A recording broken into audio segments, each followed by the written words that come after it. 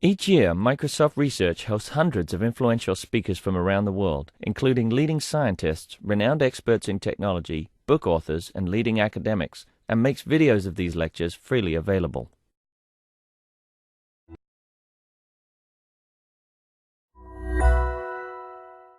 So it's my great pleasure this morning to introduce Dr. Daniel Promislo from the University of Washington. Let me see here. So Dr. Promislo is a world-renowned expert on aging and has been a researcher in the field for over 30 years. He received a doctorate from Oxford in 1990 as a Rhodes Scholar, working on the evolutionary biology of reproduction and aging. Dr. Promislo has authored over 100 articles and books on such topics and is particularly well known for his work on the evolutionary genetics of aging. He has been recognized with numerous awards, including an Ellison Medical Foundation Senior Scholar Award in Aging. And for those of you who don't know, that's the Larry Ellison from Oracle, so he's quite interested in aging. Let's see, Dr. Promislo has also been awarded the Breakthroughs in Gerontology Award, and in 2007 was appointed as a Fellow of the American Association for the Advancement of Science. Dr. Promislo is a professor at the Departments of Pathology and Biology at the UW School of Medicine. He is the Associate Director for the Institute for Public Health Genetics and is a member of the Statistical Genetics Core Faculty, the Center for the Study of Demography and Ecology, the Harborview Injury Prevention Research Center, and the eScience Institute. Dr. Promislo co-directs the University of Washington Nathan Schock Center of Excellence in the Basic Biology of Aging and is director of the Canine Longevity Consortium, which is based here in Seattle. Dr. Promislo's lab carries out studies in fruit flies and companion dogs to identify the genetic basis of healthy aging in natural populations. So Dr. Promislo will be talking today about the Dog Aging Project. My dad was a veterinarian, and I also happen to have quite an interest in aging, so it's really the challenges here are just pretty amazing as far as the data science and the quantity of data being collected. So just as people are coming in, I'll give you a little bit of background about the Dog Aging Project. So the domestic dog is the most phenotypically variable species in the world, breeds very dramatically not only in shape, size, and behavior, but also in patterns of aging and age-related disease. Dogs share our environment, experience similar diseases and patterns of aging, and have a healthcare system whose sophistication comes close to our own. The dogs present us with a tremendous opportunity to identify the genetic and environmental factors that shape complex traits, from morphology to behavior to illness and aging. So very much looking forward to the talk. Without further ado, Dr. Promislo. Thank you.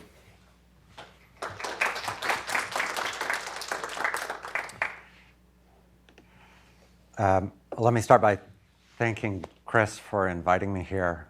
It's really a pleasure to be here. My wife and I moved out to Seattle 3 years ago from Georgia, where it's now 100 degrees. And having grown up in Vancouver, British Columbia, I'm thrilled to be back in the Northwest.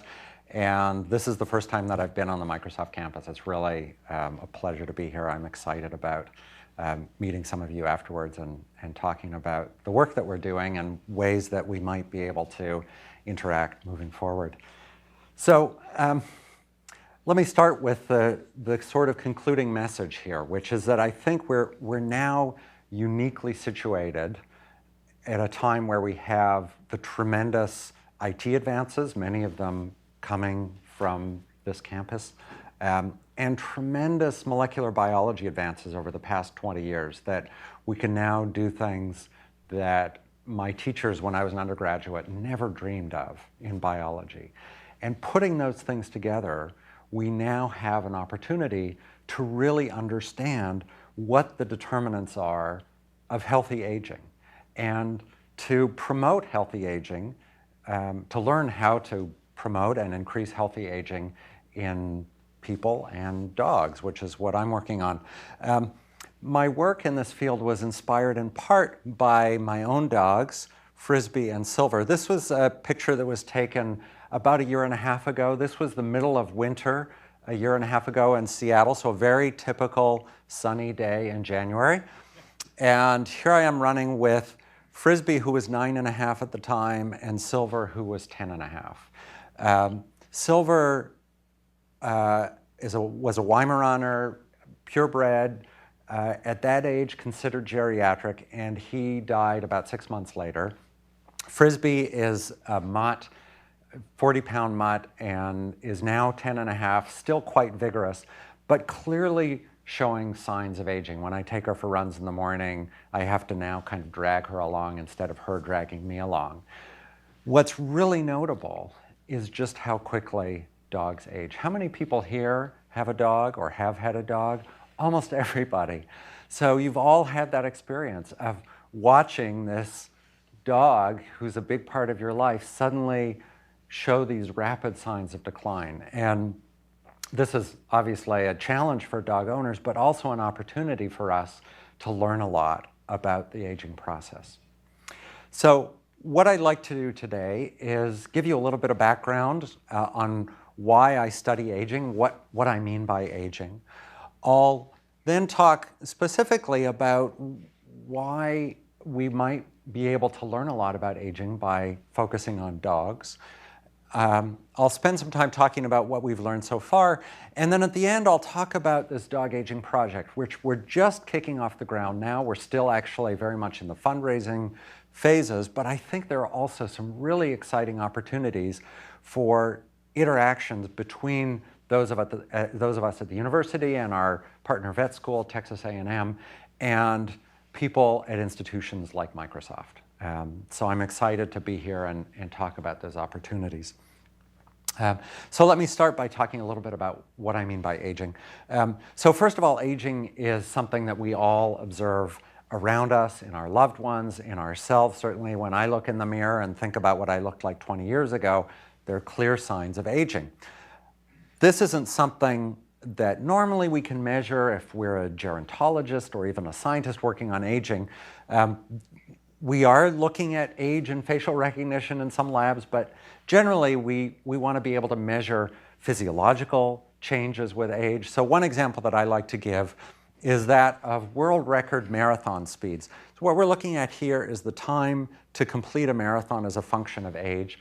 And it's a little clearer if we look at the speed. So these are marathon average speeds as a function of age. And there are a couple of things that are notable. First of all, not surprisingly, among adults, men shown in blue run marathons faster than women shown in red. There's a notable plateau, and in fact the peak is not at 20, where we generally think of sort of peak physiological function, but closer to 30 to 35. Those are the fastest marathon runners. I think part of that is due to physiology and partly due to the fact that we get wiser as we get older, and it takes some intelligence to run a successful marathon. But then starting from about age 40, you see this inexorable decline. That's aging. There's nothing we can do about it. There are a couple of other striking things from this particular pattern. We have people in their 90s who are able to run a marathon. They may be running slowly at 5 miles an hour, but anybody who's alive at 90 and able to walk 26 miles, pretty impressive. The other thing that's notable is these two dots here. I don't know about you, but I would not have let my 6-year-old kids run a marathon with their growing bones, but they did it.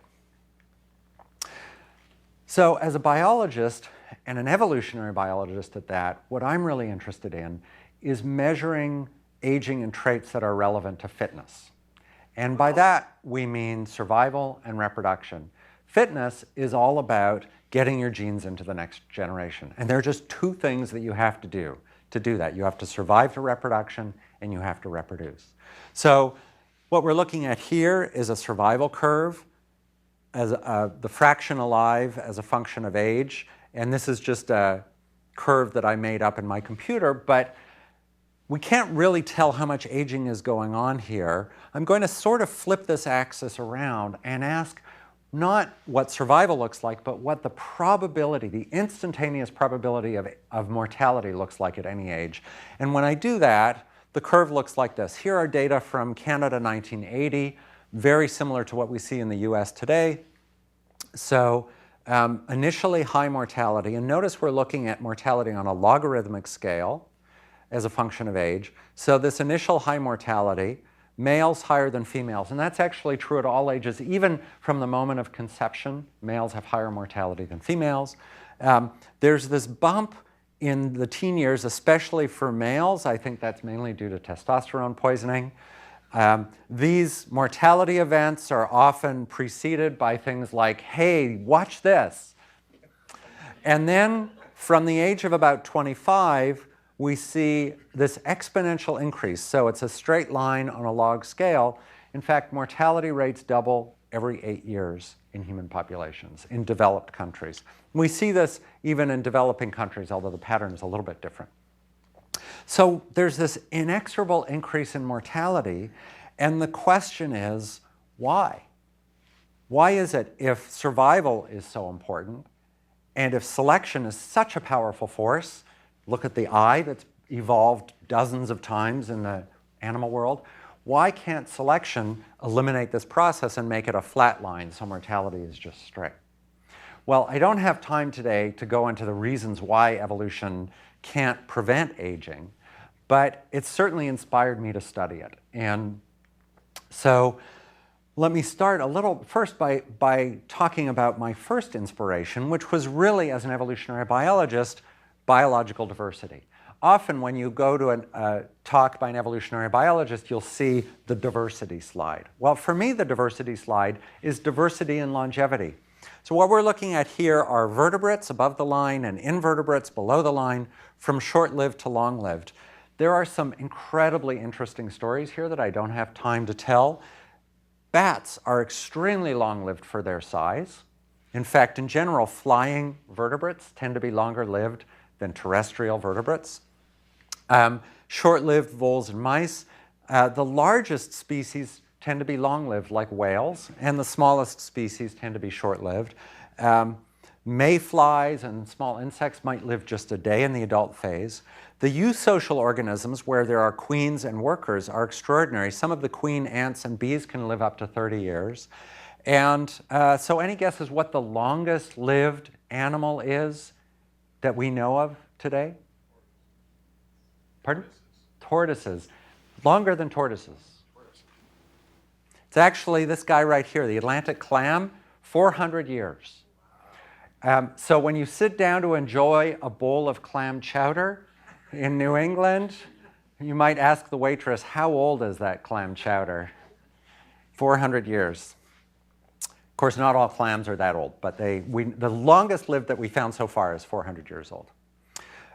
So these are human data. We see diversity across species. We also see diversity across time. So what we're looking at here is life expectancy in developed countries, where we have data from the 1840s up through today. And it's quite striking, this linear increase. There's a debate among demographers today about what's happening out here. Is it going to level off, or is it going to continue to go up? Interesting debate. Most of this advance has been due to improvement in child health care and decrease in maternal mortality, mainly due to antibiotics. Infectious disease among infants and newborns and toddlers was extremely high back then, and now we don't have it in developing countries. So things are improving dramatically. The number of people that are living beyond the age of 80 in this country is going up dramatically year after year. But this has also created a problem and a motivation for those of us working on the basic biology of aging to try and understand this issue of health span. So if you look at Alzheimer's disease, for example, as a function of age, in people my age, it's virtually non-existent. There are rare cases of early onset Alzheimer's. Unfortunately, we all heard the news yesterday about Pat Summitt. It's a rare case of early age Alzheimer's. Most people who get Alzheimer's are in their late 70s and 80s. And as you can see here, the red line shows the frequency out of 100,000 in 2000 and 10 years later. So the number of cases of Alzheimer's is going up steadily. And we see that even more dramatically here, projected into 2030, 2040, 2050. The number of cases of Alzheimer's over 85 is going to continue to increase. It's not that there's something wrong with our environment that's causing Alzheimer's. It's simply that there are more and more people living into their 80s and 90s. So the challenge to us as people working on the basic biology of aging is how to deal with this fact that as we live longer, as we improve lifespan, we're not improving health span. We're seeing older people, but we're also seeing people living longer with disease. And that has a tremendous social cost and economic cost. So aging, in fact, is the single greatest risk factor. If you think about what's the greatest risk factor for lung cancer, smoking, for sure, is the number one, and then poor diet, obesity, lack of exercise, also associated with increased risk of lung cancer. But we're talking about factors of 1.5, 2, 2.5. If you look at age, by orders of magnitude, age is the greatest risk factor, and not only for cancer, for Alzheimer's disease and general cognitive decline, for kidney disease, for cardiovascular disease. So the question that people in my field are posing is whether we can slow aging and so not necessarily make people live longer, but figure out a way to make people live healthier. So if we can slow the aging process, we can slow all of these age-related diseases. If we can figure out the mechanisms that underlie the effect of age on these diseases, we can either delay or decrease the frequency of the diseases. Even if we don't increase lifespan, we increase health span. That's what we call the longevity dividend.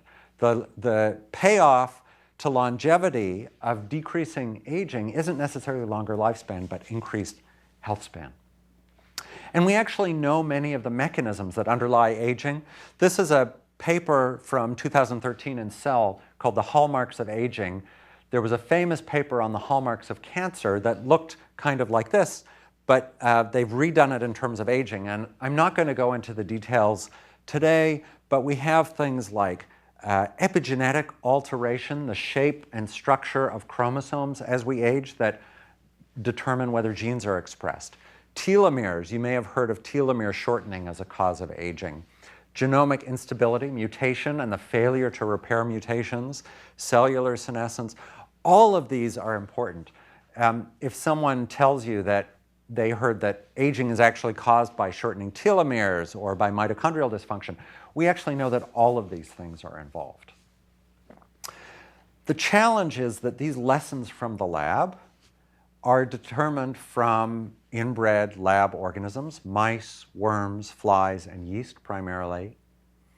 And they're very different from the organism that we care the most about, which is us.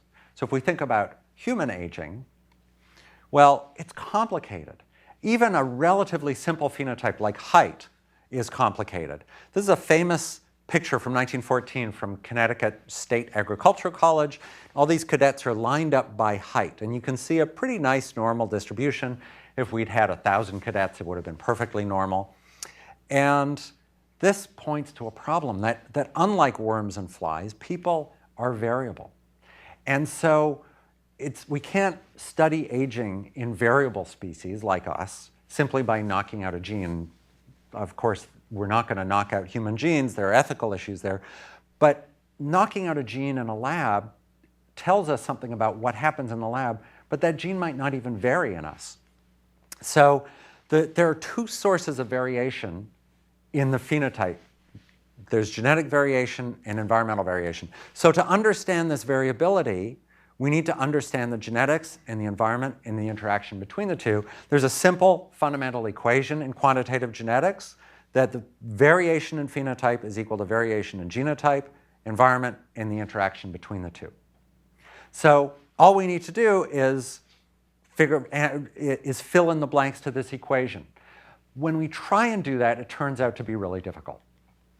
So if we have, for example, in human populations, what we can now do is look at genome-wide association studies. So we've mapped the human genome. We can map it in 1,000 or 10,000 people. We have all these markers, and we identify the markers with the traits.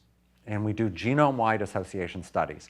The problem is when we do that, and if you read the latest issue of Nature Genetics is really the journal of genome-wide association studies. Whether you're looking at diabetes or schizophrenia or heart disease or cholesterol levels, you will see papers that find genes that explain maybe 1% of the variance if they're lucky. So my thinking is that the distance between genotype and phenotype is astronomical.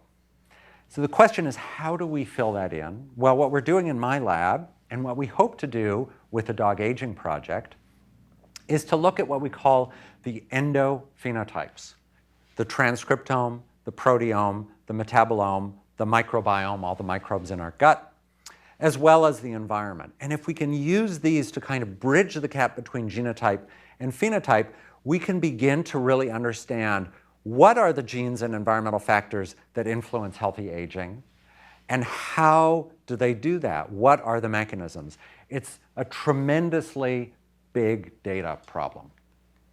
So this is kind of the picture of what we're about to try and do. Measure everything about the genetics of dogs, their environment, their age, look at the epigenome, the microbiome, the metabolome, and understand how all these factors ultimately affect aging, or in the human population, health span. Okay, so what's missing from the lab is variation. The other thing that's missing from the lab is pathophysiology. We don't know how to diagnose death in a fly or a worm. We can tell you that it died, but we have no idea why. We don't have treatments to prevent what we don't know. And then finally, no one says, oh my goodness, I love flies. So getting the public excited about flies or worms or mice in the lab is pretty difficult. And that's why we turn to the dog. So as Chris so accurately pointed out, the dog is the most phenotypically variable species on the planet. All you have to do is cross the lake, go to Magnuson Park on a Saturday afternoon and look around, and you will be blown away by the diversity. I mean, I love the diversity in the human planet. It's incredible, the human population. You know, you just go to National Geographic and look at pictures of people from around the world, and we look so different. It's incredible. But we pale, our diversity pales compared to diversity of dogs. And not only in terms of morphology. Think about behavior. If any of you have been to a party with a border collie and you looked around and you noticed that everybody had been backed into the corner by the border collie, because that's what they do. Even as puppies, it's hardwired. They're dogs that love to jump and dig. Unfortunately, my dog is a digger. And swim. There's even Norman, the scooter dog, who likes to ride a bicycle. Tremendous behavioral variation. There's environmental variation. There are regions of the country where heartworm is at very high frequency in dogs that aren't treated with preventative drugs because of the commonness of the vector, the insect vector. And we're pretty protected from heartworm. Veterinarians here may prescribe HeartGuard for the dog. The company, Mariel, that makes HeartGuard has very wisely added some other drugs to HeartGuard to deal with endemic diseases here in the Northwest as well, so you still get to spend your money and support Mariel. There's also environmental variation in terms of wealthy dogs. It's a little bit hard to see, but there's a dog in front of his doghouse. And poor dogs, of course, street dogs. There are healthy dogs that we see when we go hiking in the Cascades or the Olympics, and not so healthy dogs. And importantly, we have a dog genome. In fact, we probably have about 300 dog genomes, but most of them are not public. But there are a couple of public genomes, a poodle and a bulldog. We are actually about to start at the University of Washington in the fall. We're going to kick off kind of a fundraiser / science project to create the Dog Diversity Genome Project. We're hoping to genotype 20 dogs from every breed that we can get our hands on, so at least 1,000 genomes. And already researchers have been able to use that genomic data to do genome-wide association studies. So here, for example, is one of many.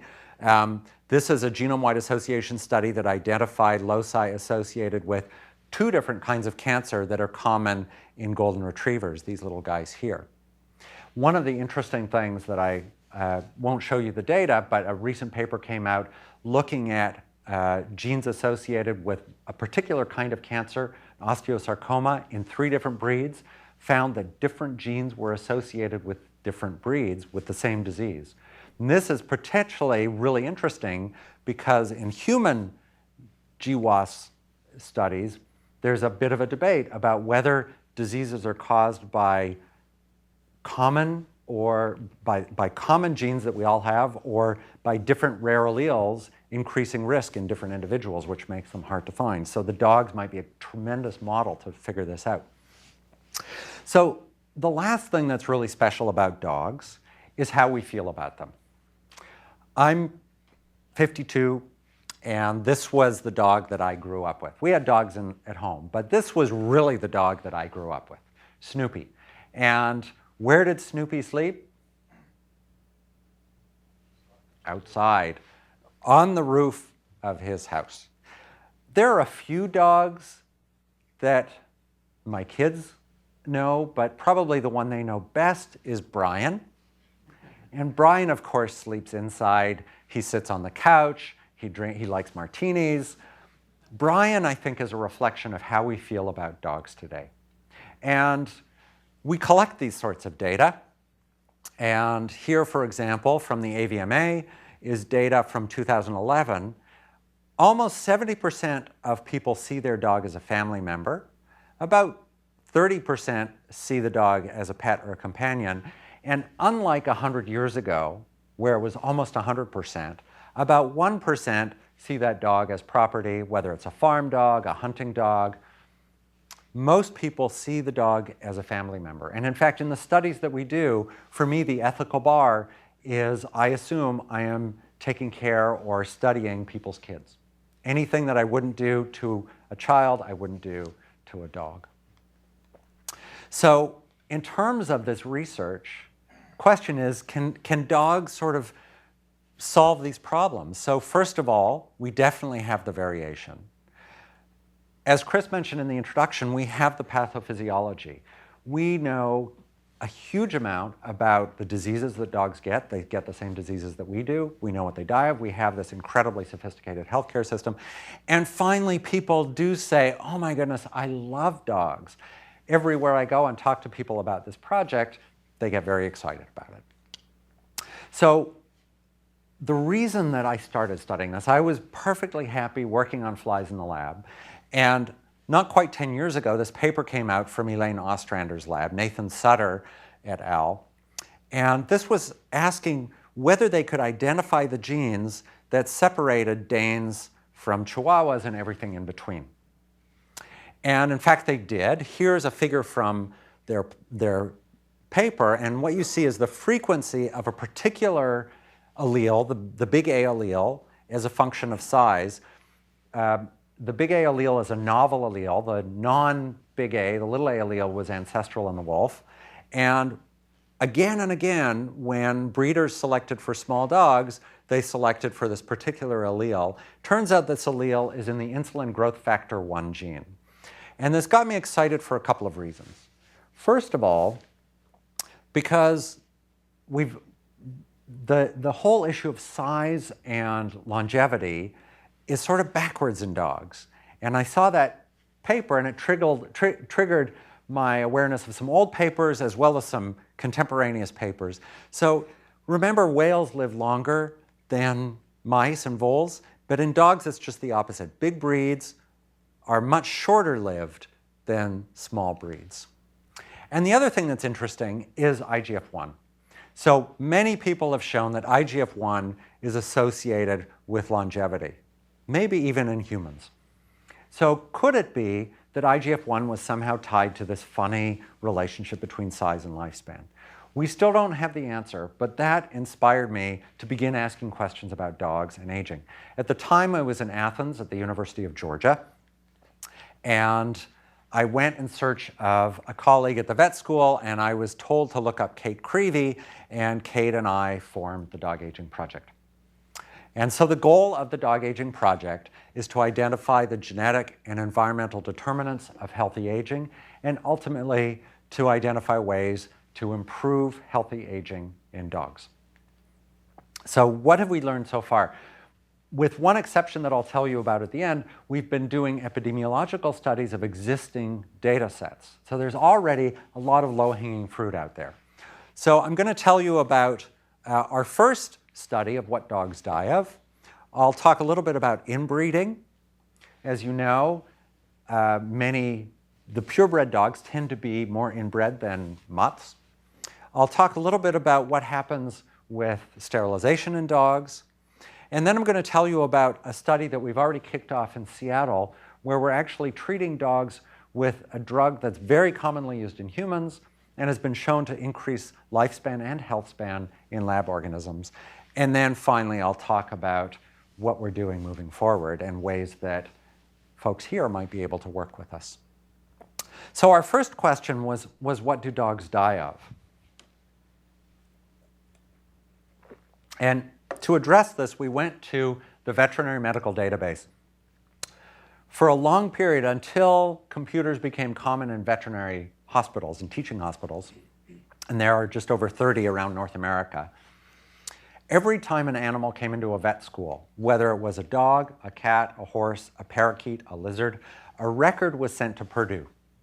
And at Purdue University, they collected all these records. We asked them to send us all the records they had for dogs that died during their terminal visit at a vet school over a 20-year period. So they sent us data for 184 breeds with 8,000 different diagnostic codes. And we're very interested in the challenges of electronic medical records. Unfortunately, unlike in humans, where it's terrible, in dogs it's completely terrible in terms of the kind of control among systems and our ability to put different systems together, but that's what we're working on. So here's just a tiny little slice of our data set. So this is pulled out from the Akitas. We've got 5 dogs here, color-coded. We have their age, which unfortunately were binned. They threw away the original data and put this into bins because back in the 1960s when they started collecting these data, they probably didn't have the computational power to say that this dog was 5.2 years rather than somewhere in 4 to 7. Dogs have 4 sexes. If you ask a veterinarian, there's male and female, spayed or neutered and intact. And then all the different diagnoses. And working with Dr. Creevy and her colleagues, we were able to ascribe a cause of death to every single dog, except where all we knew was death due to euthanasia. So one of the first things we did was just ask, what do different breeds die of? A veterinarian will tell you that if you have a golden retriever, it has a 50-50 chance of dying of cancer, unfortunately. But if you bring in your Affenpinscher, your vet is unlikely to have any idea because the Affenpinscher doesn't come in to the vet very often. But with 80,000 dogs, we were able to begin saying things about even rare breeds. And just to show you some of the diversity in what dogs die of, I'll just show you 4 dogs. So this is the bulldog. My former mascot before I became a husky was a bulldog, Georgia Bulldogs. These flat-faced or brachycephalic breeds tend to have respiratory problems. In fact, the bulldog has been bred to a fairly sickly state. People who breed bulldogs love their bulldogs, but they're a pretty sick breed, and they tend to die of respiratory problems. This little guy, the Chihuahua, tends to have heart disease. This is a Chesapeake Bay Retriever. Retrievers often have cancer, and this is hematological cancers. And then finally, this is a Shar-Pei, and Shar-Peis are interesting. They get GI problems. We've been looking more closely at the Shar-Pei because the reason that they have this very wrinkly coat is because they produce a particular molecule, and it turns out that there are some people who, in the aging field, who believe that this might be associated with reduced risk of cancer, and indeed they have relatively low levels of cancer. So first of all, just knowing what dogs die of and how those things change with age, surprisingly, is something that we know relatively little about. So we've begun answering those questions. We're also interested in comparing dogs and humans. So in terms of the effects of age, there are some things that look surprisingly similar, even in these bin data where we don't have many age classes for dogs. If we look at neoplasia or cancer, it tends to go up with age and then down. So we're looking at the proportion of individuals that died as a function, died of this particular cause. So risk of cancer doesn't go down with age, but the proportion of people who die of cancer above 80 is actually relatively low compared to cardiovascular disease and Alzheimer's disease. Dogs look similar. Death due to ingestion of toxins, high in young individuals and then goes down with age. Here in our 20s and 30s, we're looking at drug overdoses. We see a similar sort of pattern, puppies getting into nasty stuff. But then there are other areas that are very different. So for example, dogs tend not to get cardiovascular disease, and they also don't get obesity-related type 2 diabetes. So whether that makes them a poor model for cardiovascular disease or a really awesome model because they've figured out how to avoid cardiovascular disease is an open question, but one that we're asking. A really important issue in human aging that the National Institute on Aging is pushing hard is this issue of comorbidity. How many diseases, how many multiple chronic conditions does an individual have? This is a study published a couple of years ago looking at life expectancy in 67-year-olds as a function of the number of chronic conditions. So for a 67-year-old with no chronic conditions, on average, they can expect to live to 90, which is pretty great. But you can see this steady decline. And for individuals with 10 or more chronic conditions, their life expectancy is just 4 or 5 years. So what about dogs? Well, here are some data from a colleague, Dan O'Neill, in the UK, where they've created a patch. He's at the Royal Vet College. They've created a software patch that goes in the vet's computer and works well with all the different EMR systems that have been created for vets in the UK. And every night, data are downloaded to the vet college, to the Royal Vet College. So here are data for about 2,000 dogs, the number of diagnoses at visit, if there's at least one. And one of the interesting questions, and in fact, this analysis was done yesterday by a graduate student in my lab, Kelly Jin.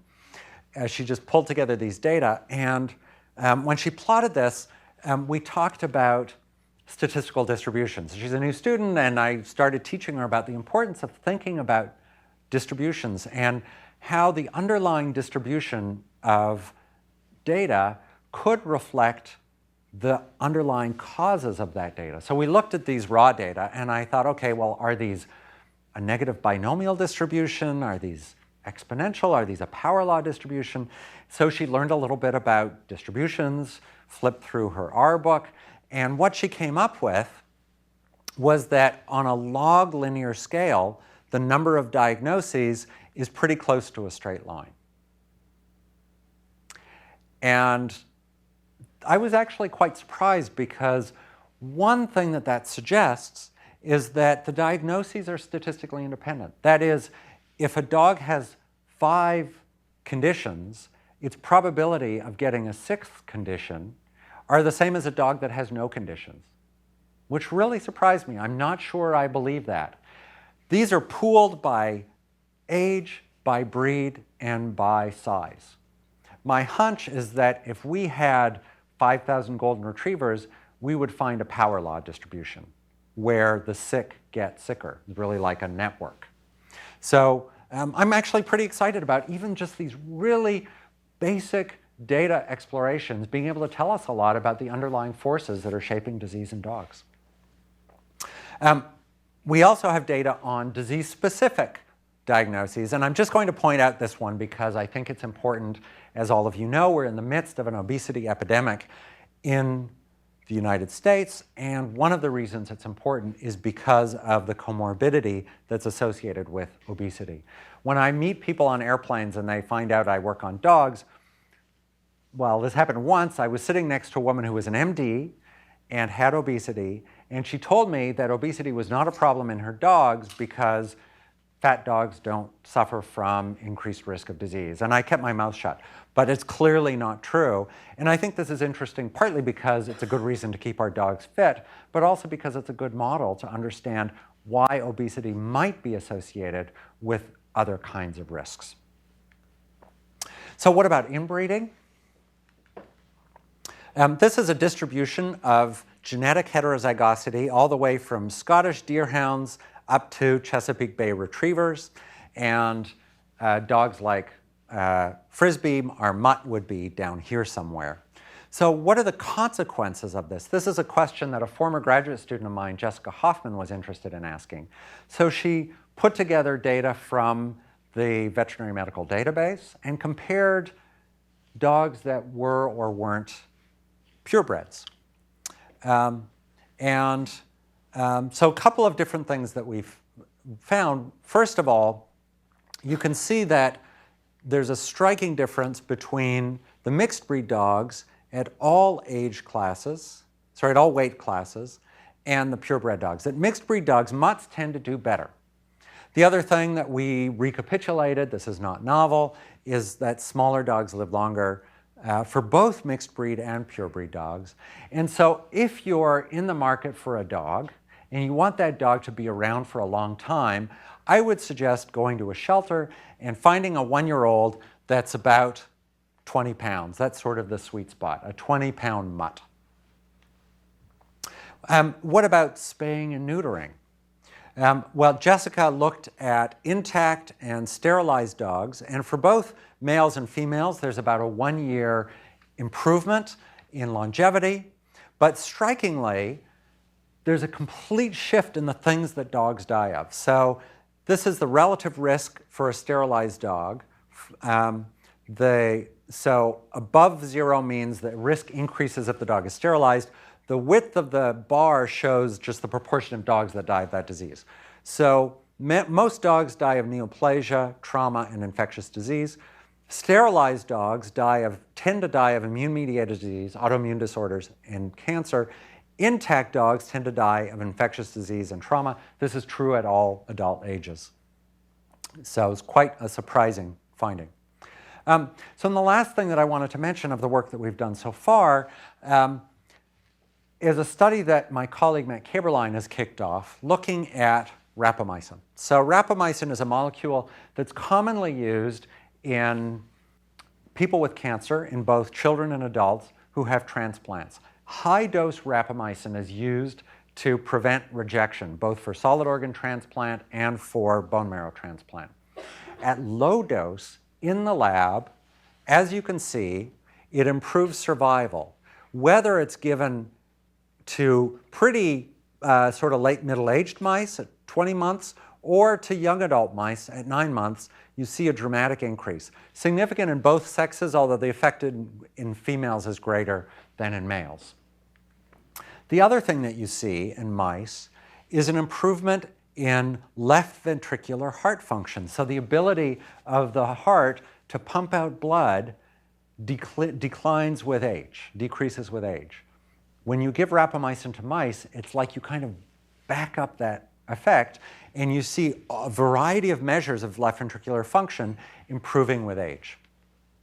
So Matt spearheaded this study. It's a phase 1 study focused on safety. We want to see if we can give low-dose rapamycin to dogs and not have any severe adverse effects.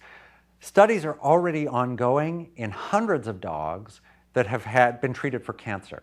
We wanted to make sure that in healthy dogs there wouldn't be any severe adverse side effects. There haven't been in the dogs with cancer. So we set up a placebo-controlled, double-blind study. Nobody knew who was getting what, including the dogs. Someone on the IACUC panel, the animal safety panel at Washington, said, "Why do you need to make this double-blind? The dogs won't know what they're getting." But of course, we didn't want the owners to know. But we also, in addition to focus on safety, we also looked at echocardiogram. And so here's the mice data. This is measuring the ejection fraction, the fractional shortening, and the EDA ratio. So 3 measures of left ventricular function. These are the control mice after 10 weeks, and these are the treated mice after 10 weeks. And you see an improvement in all 3, significant improvement. So what about in dogs? Well, we saw an improvement in ejection fraction, we saw an improvement in fractional shortening, and we saw an improvement in EDA ratio. Now, I am the one who did the statistical analysis. They're statistically significant, but the sample sizes are small. I'm not inclined to publish this yet, but they're going in the right direction. And the exciting thing is that we didn't see any severe adverse side effects, and it's significant enough that it warrants an additional study, and that's exactly what we're trying to do now on a national scale. The placebos have negative effects. Expect them to be 0, wouldn't you? So I think what's going on with the placebo is that, so depending on how you analyze the data, so these are actually Matt's analyses. I analyzed it slightly differently. I think the effect of the placebo is partly a regression to the mean effect, that I don't have the original data here to show you the way I plotted it. There's no significant difference. So it's below the line, but not significantly different from 0. The other thing is, I think they're just small sample size. So we had, I think, 7 or 8 dogs in the placebo. So this to me, I agree, it's a little surprising. For the mice over 10 weeks, we expect that decline. They're old mice and they're declining rapidly. For the dogs, these are middle-aged, large breed, 40 to 70 pound dogs. Over 10 weeks, we don't expect to see any decline. It's just they're comparable in size to the effect of the drug, so yeah. You've wondered about the statistics. Yeah, so I think that the most important message that I would want to convey is the only side effect we saw, which was temporary, is that some of the dogs had increased thirst, drank a lot of water for the first couple of weeks, and then that attenuated, and we're not sure why that is. So for me, the real take-home message, we definitely need more data to see what's going on, but it's very promising. For the last 10 minutes or so, I want to talk a little bit about where we're going from here. And so we've now started, we've spent the last several years with some funding from NIA planning a long-term longitudinal study of aging, the Dog Aging Project.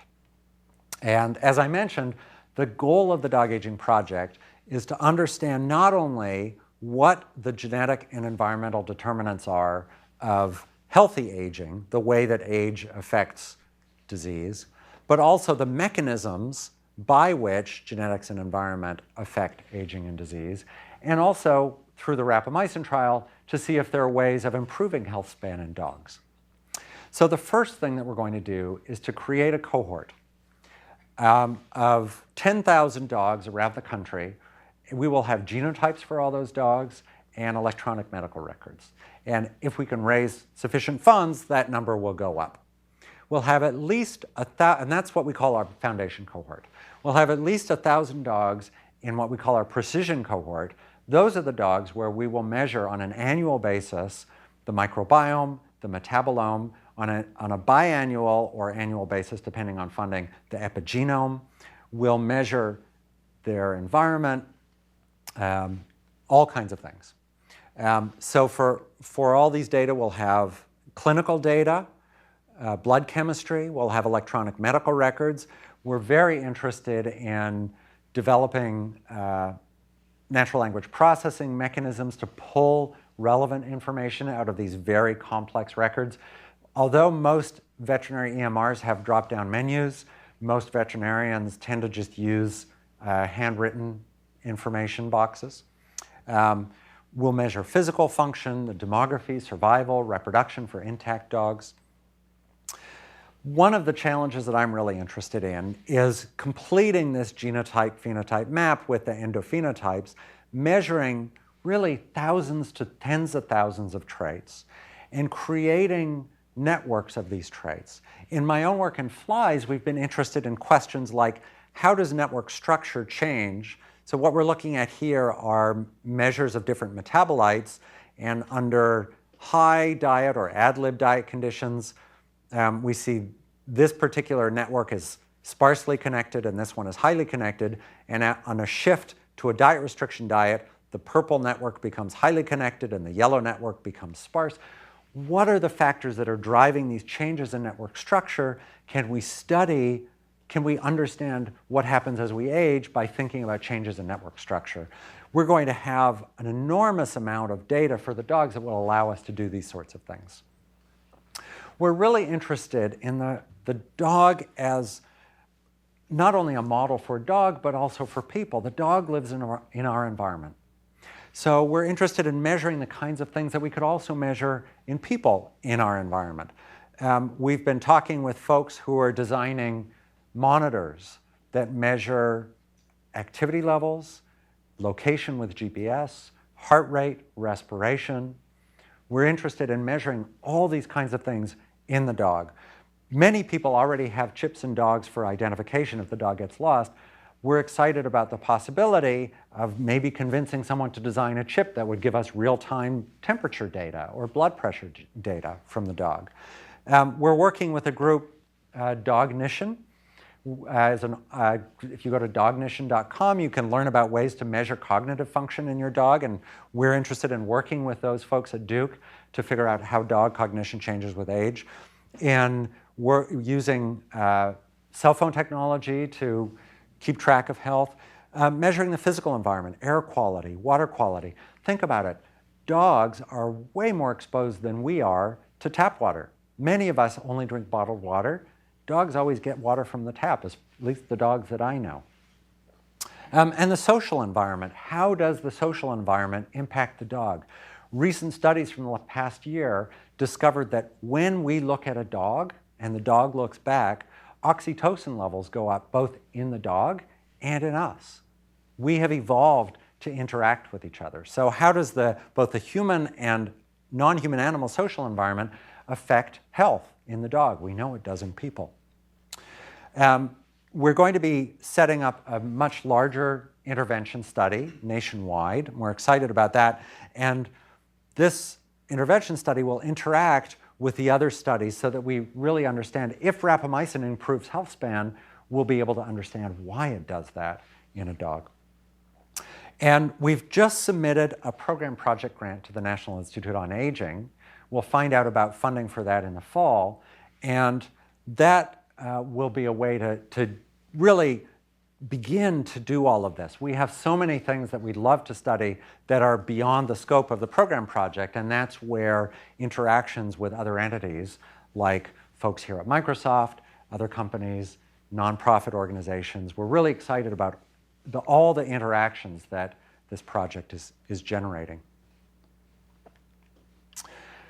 One of the really key elements that is so important for me is that this project will be an open science project. And in fact, we hope it will be the largest open geroscience project in the world. All of the data that we collect, with the exception of records that include private information that can't be released for ethical reasons, will be made public to scientists all around the world. So the idea is that the team that submitted the program project is a team of 12 scientists from the University of Washington and our lead vet at Texas A&M. 12 people won't in their lifetimes be able to mine all the really great information in those data. So we want people like my graduate student here, Kelly, to be able to mine the data, but also people around the world to mine the data. But there's more than that. Because of the way that people feel about dogs, there's an opportunity to take this tremendous data set into high schools and into elementary schools to teach high school kids and middle school age kids about the power of data science, the power of statistics at a level that's age appropriate, the power of science to study an animal that they love. I think, among other things, we're in a bit of a crisis in terms of how the general public feel about science. Often science is something scary or dangerous. We have an opportunity here to bring something that people love to the classroom and teach them about science, and maybe inspire the next generation not only of scientists, but also of veterinarians. So we're really excited about that. And then, obviously, the benefits of this are broad.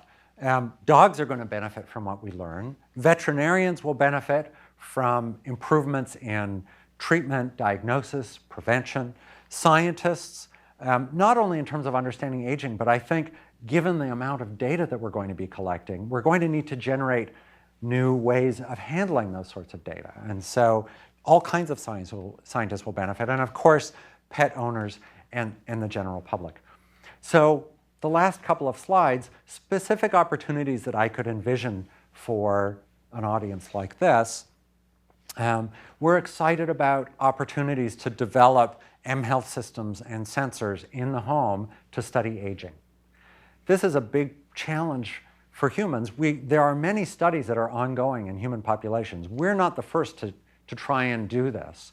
The Framingham Heart Study started more than 50 years ago, the Baltimore Longitudinal Study, the Women's Health Initiative out of Seattle from the Hutch, the Precision Medicine Initiative. People are doing this in humans. These studies take decades. We can get answers in a tenth of that time, or at least 5 or 10 years. So we can learn a lot through that. This is a big data challenge, and we're going to be able to collect data quickly. We're going to need solutions to figure out what the data are telling us. And finally, as I mentioned, I'm really excited about this open geroscience and the citizen science element of the work that we're proposing, and this is obviously something that folks here have been thinking deeply about. And then the last challenge is that it goes without saying, we need participants, and we need participants at 2 levels. We need participants who want to enroll their dogs. And if any of you want to enroll your dog, or at least request the opportunity to enroll, you can do so at dogagingproject.com. You can enroll both for the long-term longitudinal study as well as for the rapamycin study. Once we have a large applicant pool, we will then be able to choose people in a way that maximizes diversity. Old and young dogs, large and small breeds, inbred and outbred, regionally diverse, diverse in terms of socioeconomic status. So there's no guarantee that an applicant will be chosen, but that's how you apply. And then, of course, the last thing we need is financial support. And there's an opportunity here. We actually now have, through your corporate matching program, we do actually have the Dog Aging Project Research Fund page, and I want to thank Chris for helping to set that up. So we're really excited about that. So I want to finish with a quote from the National Academy's Keck Futures Initiative. Seed ideas are hypotheses that are at once timely, plausible, and so far-reaching and audacious that they connect with a general public notion of importance. And they start with concrete first steps. I think we have now taken our first steps. We're on our way, and I'm really excited about opportunities for collaboration here and with people around the country and internationally. I want to thank many of the contributors to this project and people who have been working in my lab.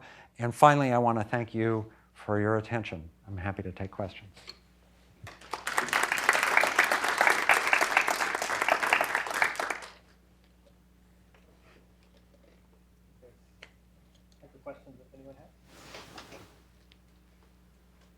Yeah. What about cats? Like, we hear about cat people, dog people. So you chose dogs, but like, why didn't you choose cats? And you also mentioned that this project may help the humans in our family. Do you think it's going to help the cats in our family as well? It's a great question. So 2 questions. So first, why did we choose dogs and not cats? There are a few reasons. First of all, as I mentioned, dogs are the most phenotypically diverse, and not only in terms of morphology and behavior and so on, but also in terms of disease.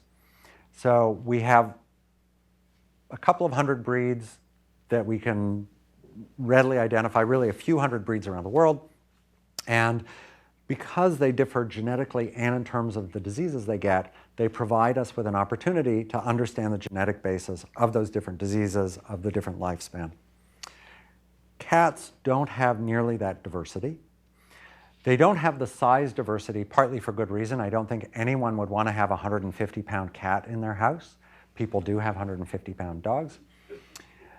The breed designation is tricky. If you have a Cavalier King Charles Spaniel and you take it to the vet and you say, this is my dog, a Cavalier King Charles Spaniel, she'll say, of course it is.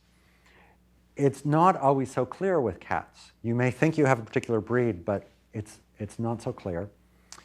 We don't have as much information about the different things that cats die of. Cats live considerably longer than dogs. It's not unheard of to have a 20-year-old cat. And so while it's unfortunate that dogs are shorter lived, that also gives us an opportunity to learn more quickly. And then the question about, well, are we going to learn about cats? For sure. So what we're learning about is the genetic, environmental determinants of aging and age-related disease in a complex organism living in a complex environment. And that includes dogs and cats and humans. And in some ways, some of what we learn will for sure translate to humans. But a lot of what we learn might translate to cats more readily than it does to humans because they are more closely related. They're both in the same order of mammals, the carnivores. So certainly some of what we learn is likely to translate to cats. Thank you. What does rapamycin specifically target in dogs? So rapamycin is a drug that was first found from a microbe that was taken from soil on Easter Island, Rapa Nui. That's why it's called rapamycin. It targets a pathway that's now known as the target of rapamycin pathway. And it's involved in cell growth. And it turns out so that the center of that pathway is mTOR. There are two sort of hubs of that pathway, mTORC1 and mTORC2, and we now know that those pathways are very important in a variety of diseases, including cancer. And when you downregulate TOR signaling with rapamycin, you get this enhanced lifespan and health span. There are some side effects, and people are now working to develop what are called rapalogs that target more specific elements of that pathway to get the benefits without the side effects.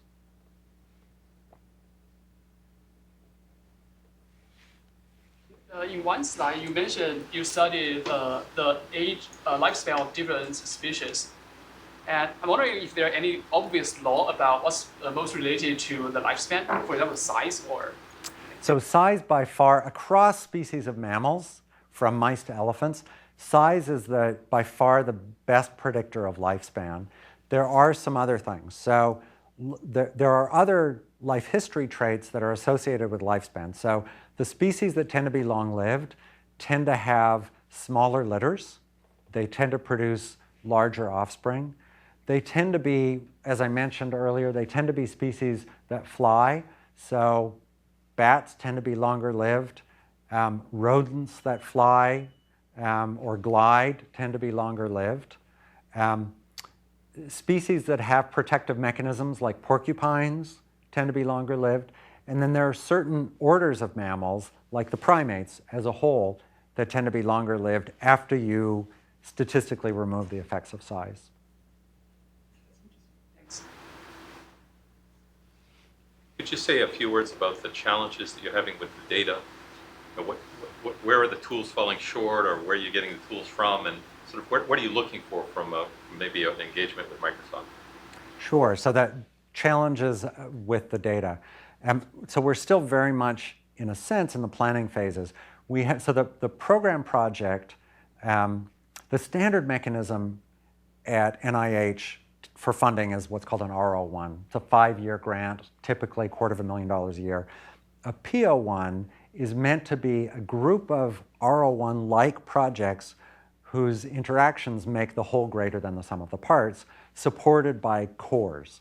And so in our P01, we have 4 projects. We have 4 cores. One of the cores is a data core. The data core will be doing 2 things. The statistical part of it will be run by Patrick Hagerty, who's the head of biostatistics at the University of Washington. And then the sort of hardware, software side of it, the data collection and curation and dissemination will be run by Sean Mooney, who's the head of medical informatics at UW School of Medicine. So there are multiple challenges. One of the challenges is how to collect data that have very different structures. So you can imagine sensor data where we have real-time information about location or heart rate, for example, coupled with electronic medical records, coupled with information about cognitive function, blood chemistry. And so bringing together those very diverse kinds of data into a data structure that allows us to put those things together. The dogs go together with the GIS information and all those things. So that's one challenge. A second challenge is figuring out how to curate those data so we make sure that the quality is high, and then disseminate those data in ways that are appropriate for data scientists, computational scientists, for biogerontologists who are interested in aging, for high school kids. Those kinds of challenges, I think, are considerable. And then the statistical challenges, whether it means taking classical statistical models like those used for longitudinal data and coupling those used for big data approaches. Rarely have people tried to take terabytes or petabytes of data and put them into the framework of a long-term longitudinal study. And whether that means applying existing machine learning approaches, support vector machines and so on, or having to come up with new approaches that combine genomics, longitudinal data analysis, repeated measures analysis, network analysis. So I think there are a variety of things. And then there are also the hardware challenges. We don't yet have, that I know of, there might be people developing these things, but so I would like a sensor that was actually an implantable sensor that could not only tell us the identity of the dog when it gets lost, but also could, in real time, for 5 or 6 years, send information to a local base station about temperature and blood pressure, for example. So I think those are, I'm not sure how well I've answered your question, but those are some of the things that I think about. And we're still kind of working on developing those things. I'm excited to have the data scientists in our group, which I am not, talk to people here who are excited about potentially bringing their data science expertise, for example, to our project. Yeah. So you mentioned genotyping. So does that mean you're just doing SNP chips, or are you actually doing NGS? Or both of them? So we'll do SNP chips for all 10,000 dogs. And there are a couple of chips. Illumina has a chip with about 250,000 SNPs. Affymetrix has developed 2 chips, one with 650 and one with 1.3 million SNPs. So we'll work with one of those companies to do SNP genotyping. And then we'll, with some of our precision cohort, we'll do whole genome deep sequencing. And that information from many different breeds will give us a lot of power to impute information from the SNP chip, so we get more bang for our buck from the SNP chips. You said that even though, although there are 300 dog genomes, only a few of those are public, so there aren't any. What's the status of the reference genomes across the different breeds? We don't have publicly available reference genomes across the different breeds. We're trying to create that. There's also de novo, so finishing the reference genomes. That's right. So the existing reference genomes for the bulldog, for example, are fairly well annotated, not as well as for the mouse or for the human. But there's still a lot of opportunity there, and it'll be interesting as we get more reference genomes from more breeds to get a better understanding of the diversity, and that will also help with our annotation. So when you're going to be starting your project and getting profiles of the different dogs, will you be asking questions, say, about their vaccination history? And because there's a lot of research that's been done that shows that excessive vaccination causes poor health in dogs, and a lot of vets are now doing lots of titering instead of just blindly vaccinating. So will that be one of the questions that you're asking? Or? Thanks. That's a great question. So we will be collecting all the information that we can about the medical history of each dog. One of the challenges in veterinary medicine has been, well, maybe two challenges. There's, I think, a cultural challenge and a financial challenge, and they're related. Historically, veterinary research has been done on a shoestring. Historically, NIH has not funded large-scale studies in veterinary medicine, and I'm not sure why, but veterinarians have not gone to NIH with large-scale studies. Our study is actually not the first long-term study of aging in dogs. There's an existing study that was set up by the Morris Animal Foundation in Denver on golden retrievers. It's now started in 2012. They fully enrolled 3,000 golden retrievers from the first year of life, and they're going to be looking in particular at the genetics of cancer to try and understand why half of Goldens get cancer and why different dogs get different kinds of cancer. So we're not the first ones here. They're the giants whose shoulders we're standing on. But other than that, studies in dogs tend to be relatively small. And one of the challenges is that a lot of ideas that people have about the medical consequences of diet, of spay-neuter, of vaccination, are based on very little data. And one of our hopes, and especially my colleague Kate Creevy, is that we're going to actually have the opportunity to bring considerable amounts of data to these questions so we can answer this question. So like the inbreeding, there's a lot of discussion in the literature, but especially on the internet, about whether I should, sorry, not inbreeding, the spay-neutering, whether I should spay or neuter my dog. And our results are quite striking. Now, they're based on a very biased data set. These are dogs that are the kinds of dogs that get taken to academic tertiary care vet schools. That's non-random. They tend to be fairly wealthy, and these were dogs on their terminal visit, so they tend to be relatively sick. We need more data to really understand what the consequences are of spay-neuter and consequences early in life versus later in life. So these are all open questions that I'm hoping these sorts of data will be able to answer. The studies that I've read about spay-neuter, and particularly in their relationship to cancer, the results are different than what you showed. Right. It depends on where you look. So there's one study on Rottweilers that suggests that spay-neuter is at least a shorter lifespan. All the other recently published studies from large databases suggest that it is associated with longer lifespan. But no one has done a case control study, which is really what we need. Thank you so much. Any final questions? All right. Well, thank you so much for coming out.